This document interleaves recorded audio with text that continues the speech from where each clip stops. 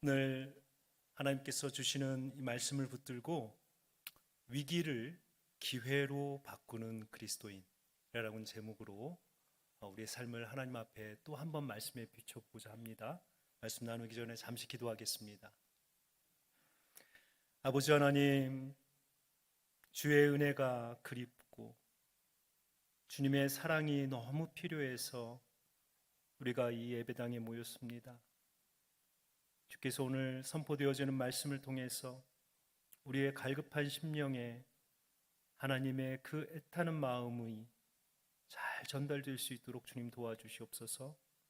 성령 하나님께서 우리 심령을 붙드셔서 말씀을 받기에 좋은 밭으로 우리 성도님들의 마음을 주관하여 주시옵소서.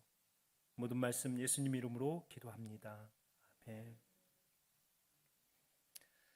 코로나라고 하는 긴 시간을 지나왔습니다. 많은 사람들이 이 코로나는 인류가 지금까지 경험한 가장 큰 위기였다라고 이야기를 합니다. 맞습니다. 여러 가지 정치적인 또 사회적인 또 질병의 상황으로 인해서 우리가 참 많은 고통을 당했습니다. 특별히 교회는 코로나 시대를 지나면서 참 많은 어려움을 겪었습니다. 그런데 우리가 뒤돌아보면 우리의 인생 이 정도의 위기는 여러분들의 인생 펼쳐보시면 언제나 있었습니다. 우리 연세가 드신 장로님들, 권사님들, 전쟁이 났을 때 혹은 어르신들에게 들었을 때 그 어려움을 겪었던 그 시절, 보릿고개 이런 시절들을 생각을 해보면 인생에는 항상 그러한 위기가 있었습니다. 성도들에게 어떤 크기의 위기가 중요한 것이 아니고 성도들에게 중요한 것은 그 위기의 시대에 우리가 어떻게 하나님을 만나서 그 위기를 기회로 바꿀 것인가라는 것입니다. 여러분 성경을 읽어보시면 하나님께서 놀라운 일을 행하실 때는 일상에서 행하지 않으세요. 뭔가가 잘 될 때 하나님께서 거기다가 막 더 부어주시는 것이 아니고 아이를 낳지 못하는 여인에게, 땅이 없는 하나님의 백성들에게 내가 이 땅을 너에게 주리라, 너의 자손이 하늘의 별처럼 많게 되리라. 고난과 결핍과 어려움 속에 있는 성도에게 하나님은 내가 너에게 기적을 행하리라, 이 고난이 너에게 기회가 되게 하리라. 하나님은 그렇게 일하시는 하나님이십니다. 오늘 우리가 살펴볼 한 사람의 인생, 바로 이삭이라고 하는 사람의 인생을 통해서도 하나님은 위기를 기회로 바꾸셨습니다. 어쩌면 지금 저와 여러분이 인생 가운데에서 이러한 위기에 있다면 우리는 오늘 말씀을 통해서 내가 이 위기 가운데에서 어떻게 하나님을 만나서 이것이 하나님께서 나를 복을 주시는, 나를 보호하시고 인도하시는 하나님이 주시는 기회로 삼을 것인가 라고 하는 이 문제의 답을 오늘 이 본문을 통해서 우리가 찾아가기를 원합니다. 아브라함이 죽은 이후 이삭에게 아브라함은 하늘과 같은 존재였습니다. 아버지를 잃은 아들의 마음을 천붕지통이라고 이야기를 해요. 하늘이 무너지는 그러한 고통이다 라고 이야기를 합니다. 이삭은 이 아버지가 어떻게 하나님을 섬기고 얼마나 하나님 앞에 신실하게 살아왔는지를 지켜봤던 사람입니다. 자기의 목을 내려 치려하던 그 아버지의 그 손길을 막으셨던 하나님을 이삭은 보았습니다. 그런데 그런 아버지가 죽었습니다. 그리고 이삭은 아버지와 똑같이 보다 더 나아질 것 없이 여전히 가나안 땅에 이방인으로 나그네로 떠돌고 있었습니다. 생존을 위해서 한 곳에서 한 곳으로 옮겨갈 때마다 처절하게 어떻게 하면 살아남을까를 걱정하고 근심하며 살았습니다. 이삭이라고 하는 사람의 이름에는 웃음이 들어있어요. 기쁨이라는 것이 들어있습니다.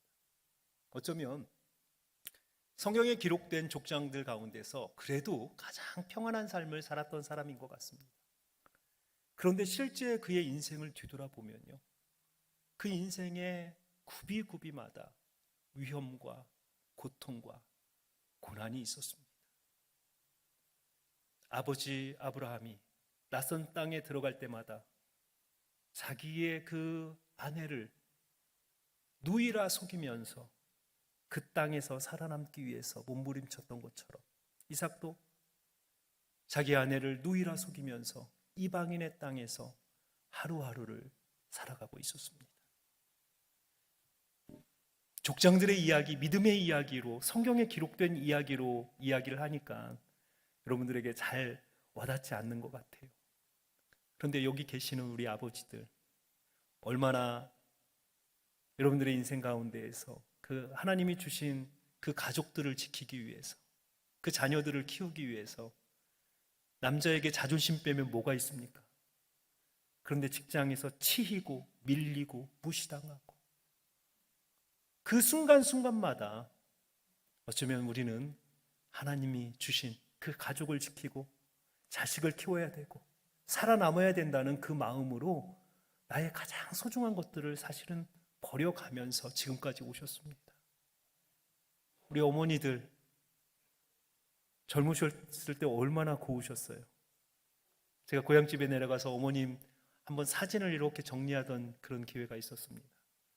처녀 때 사진부터 결혼하고 쭉 사진이 몇 장이 있어서 보니까 자녀를 하나하나 낳아서 기르시면서 어머니의 몸이 그렇게 곱던 얼굴이 그냥 사진 속에서도 그 모든 온몸의 기운이 다 자녀 하나하나를 키워나가면서 세월이 지나가면서 그 가족들을 키워나가기 위해서, 지켜나가기 위해서 사실은 자기 자신의 가장 소중한 것을 다 쏟아내신 거예요.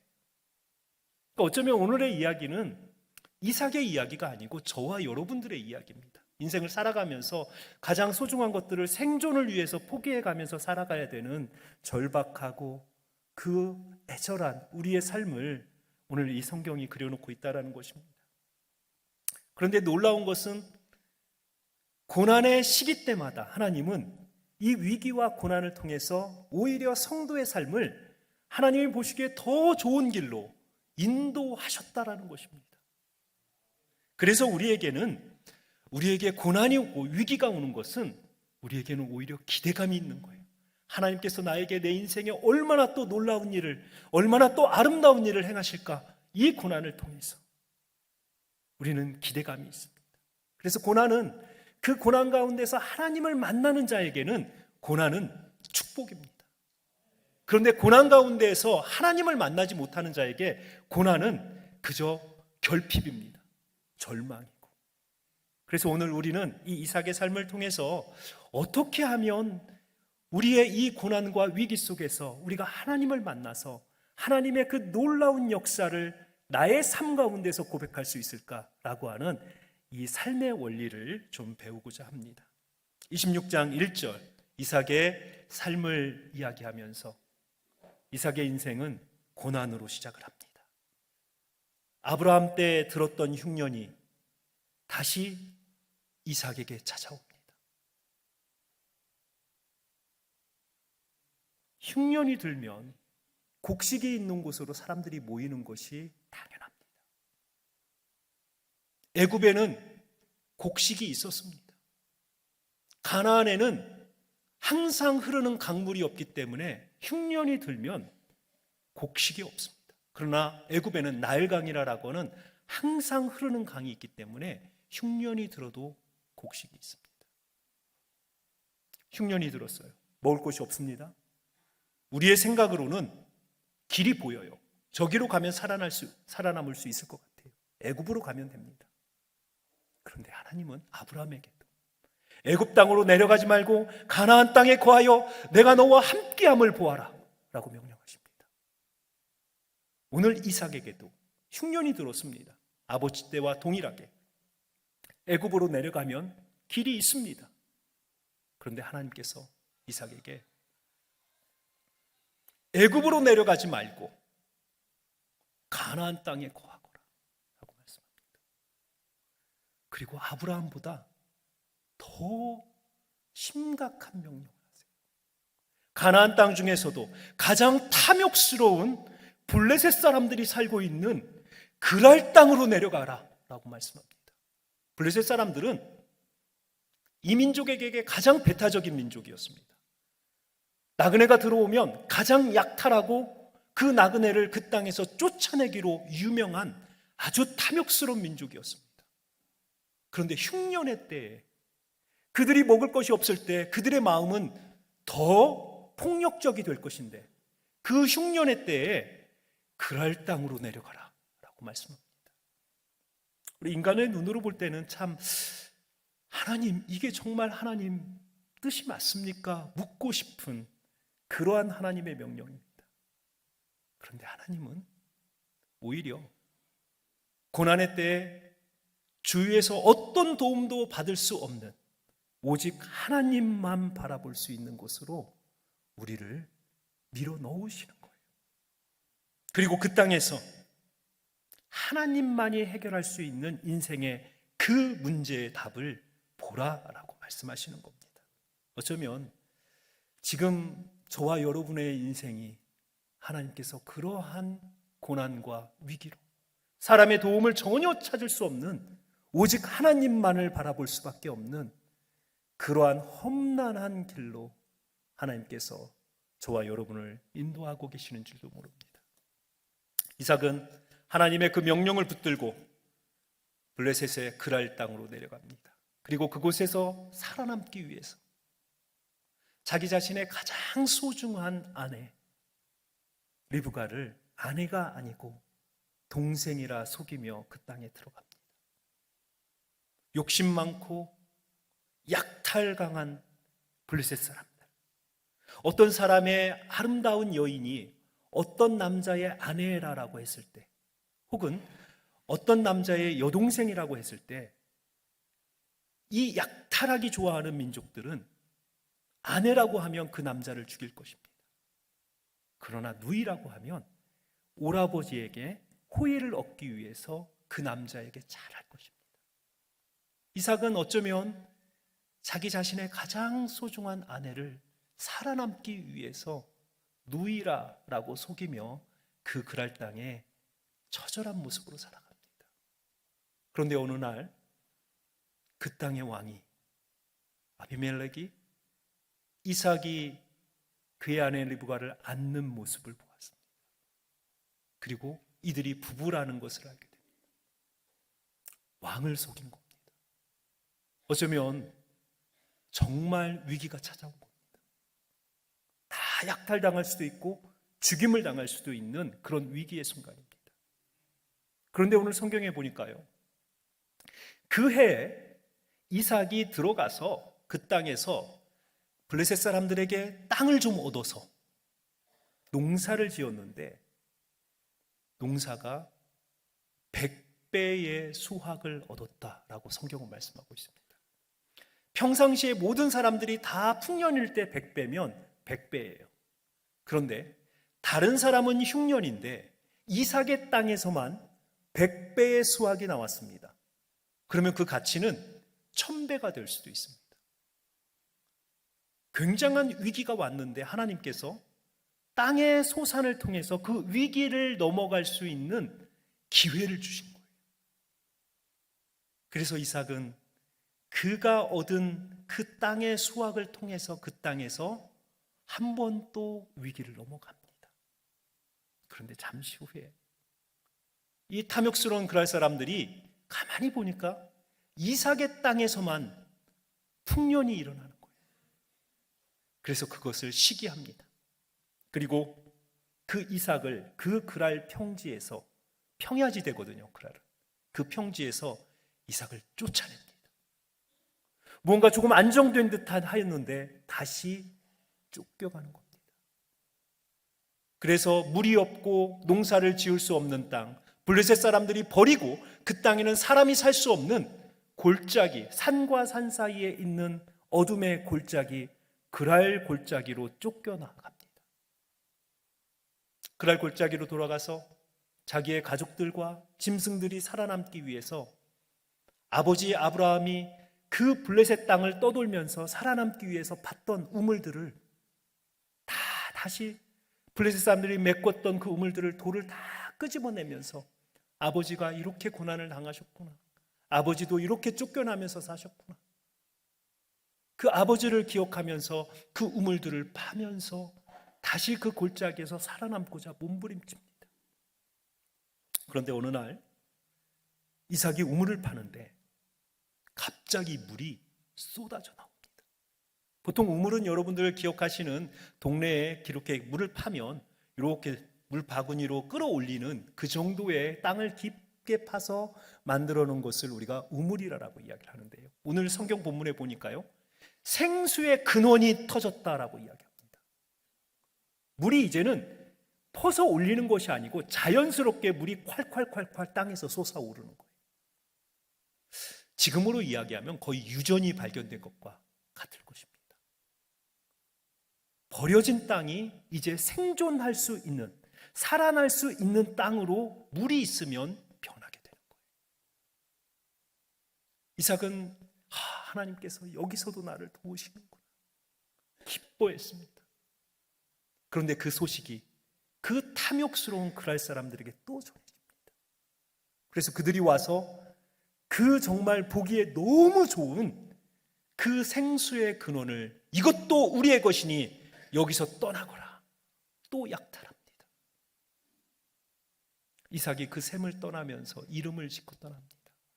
이 샘은 에색의 샘이니라.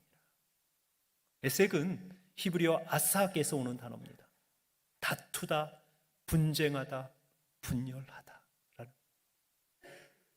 그러니까 하나님이 복으로 주신 그 샘이 오히려 블레셋 사람들과 다시 다툼이 일어나고 분쟁이 일어나는 샘이 되었던 것입니다. 여러분, 저와 여러분의 인생도 한번 뒤돌아보십시오. 하나님이 그렇게 선물로 주신 가정 안에서, 하나님이 그렇게 정말 놀랍게 어느 회사에 입사시켰는데, 혹은 또 누구를 만나게 했는데, 그 가운데서 어느 날 갑자기 분쟁이 일어나기 시작하는 거예요. 다툼이 일어나기 시작하는 것입니다. 그래서 내가 그 땅을 혹은 그곳을 떠날 수밖에 없도록 하나님께서 우리를 만드셨을 때가 있습니다. 그런데 우리는 그러한 시간들을 보면서 때로는 원망하고 때로는 자책하기도 합니다. 그런데 그것도 역시 하나님의 뜻이었습니다. 하나님은 그곳에서 그 분쟁을 통해서 한 번 더 이삭을 하나님께서 최종적으로 가기를 원하시는 곳으로 인도하셨던 것입니다. 이삭은 이 에색의 이 우물을 놓고 떠나면서 다시 한번 버려진 땅, 더 깊이, 더 쓸모없는 땅으로 쫓겨납니다. 그리고 그곳에서도 또 우물을 팝니다. 놀랍게도 또 물이 나와요. 블레셋 사람들은 아무리 땅을 파도 물이 안 나오는 그곳에 이삭은 쫓겨가면서 우물을 파는데 하나님께서 놀랍게 이삭이 파는 곳에는 물이 나오게 하시는 거예요. 여러분, 우리의 삶에서도 세상 사람들은 다 불가능하다라고 하는 그곳에서 하나님의 백성이 그곳에 가서 믿음으로 땅을 파면 물이 나오는 겁니다. 이게 하나님의 인도하심이에요.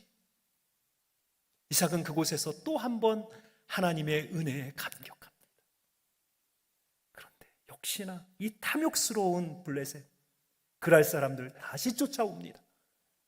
그리고 그 땅에 물이 터졌다는 이야기를 듣고 그 땅도 역시 빼앗습니다. 그런데 이제는 그냥 빼앗는 것이 아니고 죽이려고 달라들어서, 그래서 그 샘의 이름을 싯나라고 이야기합니다. 싯나는 여러분 잘 아는 사탄이라고 하는 이 단어에서 오는 거예요. 사탄이 우리를 죽이려고 달라드는 모습. 그러니까 블레셋이 이제는 쫓아내는 정도가 아니고 이제 이삭을 죽이려고 하는, 그래서 이삭이 급하게 그 우물을 버리고 도망 나오는 그러한 고난을 또 겪습니다. 하나님이 복을 줄 때마다 그 복의 장소가 그에게는 위기가 되기 시작하는 거예요. 이 정도, 2번 정도 우리가 이렇게 이 어려움을 당하면 아마 모든 사람들이 트라우마라는 거 생길 거예요. 그렇잖아요. 내가 우물만 파면 오히려 상황이 안 좋아져요. 그러면 이제는 우물 파지 말자. 어차피 또 뺏길 건데, 어차피 또 다툼이 일어날 건데, 어차피 또 상황이 안 좋아질 건데 아마 포기해 버릴 것입니다. 그런데 이 이삭이라는 사람 참 대단한 사람이에요. 두 번이나 우물을 빼앗기고 더 상황은 안 좋아지는데요, 또 나아가서 우물을 팝니다. 요즘 젊은이들이 MBTI를 가지고 성격 유형 검사를 합니다. 그래서 제가 한번 생각해 봤어요. 이 이삭이라는 사람 도대체 그 MBTI에서는 어떤 유형일까? 고난이 와도 목적이 있으면 굽히지 않고 달려가며, 좌우를 살피지 않고 이 길이 옳다고 그러면 꺾이지 않고 뭔가를 지속적으로 성실히 해나가는 사람. 우리는 이 사람의 품성이 그런가 라고 생각을 할 수 있습니다. 그런데 오늘 성경을 보면요, 이삭이 이처럼 흔들리지 않고 상황이 악화돼 가면서도 끊임없이 자리를 옮겨가면서 우물을 파는 이유는 26장 3절과 4절에 보면 하나님께서 이삭에게 하신 약속이 있어요. 이 땅에 네가 거류하면 내가 너와 함께 있어 내게 복을 주고 내가 이 모든 땅을 너와 내 자손에게 주리라.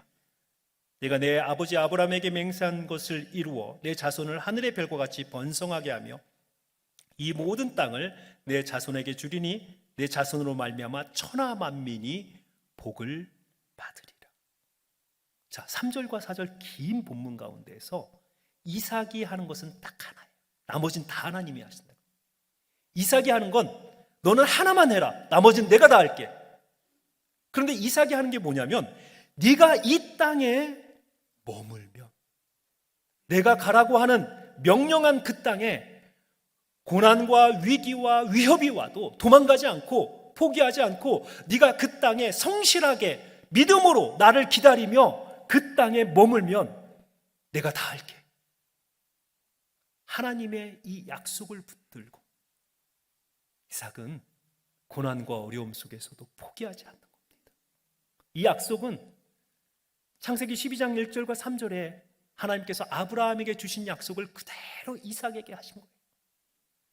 그리고 이 약속은 지금 이곳에 있는 저와 여러분에게도 하나님께서 명하여 거하라라고 하는 그 땅에 너희가 믿음으로 머물면 나머지는 내가 다 하리라. 염려하지 마라, 걱정하지 마라, 내가 너와 함께 하리라, 내가 너를 도우리라. 성경의 많은 본문 속에서 하나만 해라. 내가 너에게 맡긴 너의 가정을 지키고 교회를 지키고 직장을 지키고 믿음을 지키고 너의 자리를 지키고 있으면 내가 너와 함께 하리라. 이 약속은 지금도 우리에게 하나님께서 주신 약속입니다. 이삭은 시트나의 우물을 뒤에 두고 쫓겨납니다. 한 번 더 험악한 땅으로 나아가요. 어쩌면 인생이 겉으로 볼 때는 쫓겨나는 인생입니다. 그런데 그가 쫓겨난 땅에서 한 번 더 우물을 팠습니다. 그런데 이제는 더 이상 블레셋이 쫓아오지 않아요. 그리고 그 땅의 이름을 르호봇이라고 짓습니다. 그리고 뭐라고 고백하냐면, 이제는 여호와께서 우리를 위하여 넓게 하셨으니 이 땅에서 우리가 번성하리로다. 이곳에서 넓게 하셨으니 라고 하는 뜻이 바로 르호봇입니다. 하나님은 우리를 넓게 하시는 하나님. 여러분, 성경에서 고난, 고통 이런 단어의 의미가 뭐냐면 히브리어로 짜르라고 하는 단어. 짜르. 잘 안 외워질 때 저희도 막 그렇게 외워요. 고난을 외울 때 고난은 참기름 짜는 것처럼 막 이렇게 놓고 사방에서 막 조여오는 게 고난이다. 성경에서 딱 그렇게 이야기해요. 사방의 원수들이 나를 개처럼 에워싸였으니 여호와 하나님 나의 도움이시여 속히 오셔서 나를 구원하소서. 고난을 이야기할 때 어느 곳에서도 나를 도울 자가 없을 정도로 경제적으로, 정신적으로, 관계적으로, 물질적으로 이렇게 조여오는 것이 고난. 그런데 일순간에 하나님께서 나를 조여오던 모든 것을 다 허무시고 나의 지경을 넓히시는 것이 바로 하나님께서 우리를 고난에서 구원하시는 것입니다. 오늘 이삭이 고백한 것이 바로 그 르호봇의 하나님, 우리를 넓게 하시는 하나님이다 라고 이야기합니다. 이쯤 하면 아마 우리 같으면 하나님 감사합니다. 여기가 좋사오니 이제 이 르호봇에서 살겠습니다. 라고 할 것입니다. 그런데요, 이삭이 그 좋은 르호봇을 버려두고 이제는 누가 쫓아오지도 않는데 한 번 더 나아갑니다. 한 번 더 나아가서 또 우물을 팝니다. 그랬더니 이제 7개의 우물이 한꺼번에 터집니다. 그 땅이 바로 부엘세바, 7개의 우물이라는 뜻입니다. 하나님께서 왜 이삭을 고난의 때에 바로 부엘세바로 보내서 7개의 우물 딱 터뜨리셨으면 그 땅에서 충분히 살아남을 수 있었을 거예요. 그런데 그 고난의 때에 왜 하나님은 이삭을 그랄로 내려가게 하셔서 그곳에서 쫓겨서 부엘세바까지 가게 하셨을까라는 것입니다. 우리는 이곳에서 하나님께서 우리가 경험하는 위기를 얼마나 기회로 바꾸시는지를 볼 수 있는 겁니다. 부엘세바는 하나님께서 이스라엘 백성들에게 너의 땅의 지경이 헐몬산에서 부엘세바까지니라, 제일 밑에 땅, 여기까지 가야 여기서부터 이제 이삭의 자손들이 밟는 모든 땅이 내가 너에게 그 땅을 주리라 라고 하는 그 땅을 이삭이 거기서부터 밟고 위로 올라가는 거예요. 자, 그러니까 이삭에게는 사명이 있는 거예요. 어떤 사명이냐면 네가 밟는 모든 땅을 너의 자손에게 주리라. 이 말씀을 이루기 위해서 고난의 때에 가장 험악한 땅으로 하나님께서 그를 보내신 겁니다. 그리고 그곳에서 하나님의 놀라운 은혜를 경험하게 만드시는 겁니다. 이 부엘세바에서 하나님은 이삭에게 다시 나타나셔서 내가 너와 함께 있어 내게 복을 주시고 내 자손이 번성하게 하리라, 앞에 그랄에 내려갈 때 하신 말씀을 부엘세바에서 다시 하십니다. 너의 사명이 이곳에서 완성되었다 라고 하는 것입니다. 흉년의 때에 하나님께서 더 험한 곳으로 보내셨던 이유는 바로 그 그랄 땅에서 하나님의 놀라운 역사하심을 이삭이 체험하고 이제는 그가 밟는 모든 땅을 그의 자손들에게 주리라라고 하는 그 사명의 선구자의 길을 먼저 걷게 하신 것입니다. 사랑하는 성도 여러분, 지금 여러분들의 인생 가운데 여러분들은 어떤 샘물 앞에 서 계십니까? 에색과 시트나의 다툼과 대적과 분열의 샘물, 그 앞에 서 계신다면 여러분 실망하지 마십시오. 믿음으로 한 번 더 나아가십시오. 믿음은 하나님께서 머물라 명령하신 땅에서 한 번 더 하나님을 기다리는 겁니다. 좌절하지 않고 절망하지 않고 그 땅에 서서 하나님의 은혜를 한 번 더 기다리는 것이, 그것이 믿음입니다. 가장 믿음 없는 자는 내가 해보고 안 되니까 포기하고 절망하는 자예요.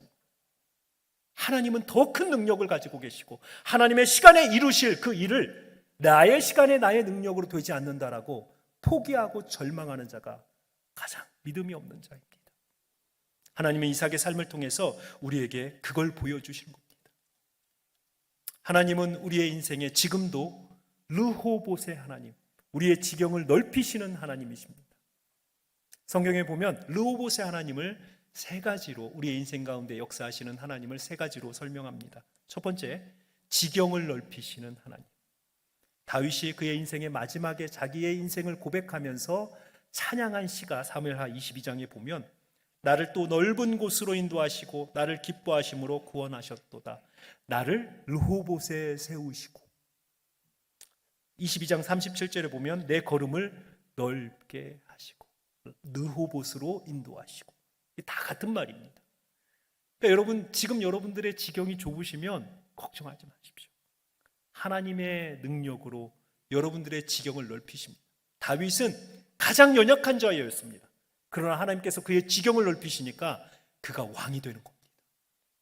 두 번째, 하나님은 우리의 상황을 넓히시는 하나님. 시편 4편 1절에 보니 곤란 중에 나를 너그럽게 하셨사오니 내게 은혜를 베푸사 나의 기도를 들으소서. 시편 118편 5절에 내가 고통 중에 여호와께 부르짖었더니 여호와께서 응답하시고 나를 넓은 곳에 세우셨습니다. 여기에서 곤란과 고통 두 개가 다 짜르예요. 우겨 쌓임을 당하는 겁니다. 그런데 하나님께서 이걸 다 넓게 하신다. 여러분, 경제적으로 어려우세요? 육체적으로, 질병으로, 관계적으로 어려우십니까? 하나님께서 여러분들의 상황을 넓히실 것입니다. 하나님의 능력을 기다리십시오. 마지막으로 하나님은 지경을 넓히시지 않고 상황을 바꾸시지 않으면 우리의 마음을 넓히십니다. 열왕기상 4장 29절에 하나님이 솔로몬에게 지혜와 총명을 심히 많이 주시고 또 넓은 마음을 주시되 바닷가에 모래같이 하시니, 시편 119편 32절 주께서 내 마음을 넓히시면 내가 주의 계명들의 길로 달려가리이다. 상황이 바뀌지 않아도 여러분들의 마음이 넓으면 하나님을 볼 수 있습니다. 르호봇의 하나님, 지금도 우리와 함께 하시는 하나님, 여러분들이 에색과 시트나에서 좌절하고 절망하지 않고 한 번 더 믿음으로 나아갈 때 브엘세바를, 르호봇을 예비하신 하나님, 르호봇의 그 성공 앞에서 교만하지 않고 하나님, 제가 이것을 버리고 하나님의 사명을 위해 한 번 더 나아갑니다. 하나님 앞에 한 번 더 헌신하며 나아갈 때 하나님께서 하나의 르호봇이 아니고 7개의 우물을 터뜨리셔서 그곳을 약속의 땅의 시작으로 삼으시는 그 하나님, 오늘도 우리와 함께 하시면서 고난과 역경 가운데에서 포기하지 말고 절망하지 말고 믿음으로 오늘 하루를 한 번 더 살거라. 믿음으로 삶의 우물을 한 번 더 파거라. 하나님께서 오늘도 이 말씀을 가지고 우리에게 격려를 하십니다. 위기는 성도에게 기회입니다. 그러나 내 힘으로 헤쳐나가는 기회가 아니고 하나님께서 주시는 능력으로 하나님의 때를 기다리며 오늘 하루도 성실하게 하나님께서 머물라 하는 그 땅에서 내가 머물면 하나님께서 다 해결하시리라. 나의 능력이 아니고 하나님께서 이루시리라 라고 하는 이 믿음 하나 붙들고 성도는 살아가는 겁니다. 오늘 이 은혜가 어려운 시대를 지나는 저와 여러분에게 창신교회에 함께 하시기를 주님의 이름으로 축원합니다. 기도하겠습니다.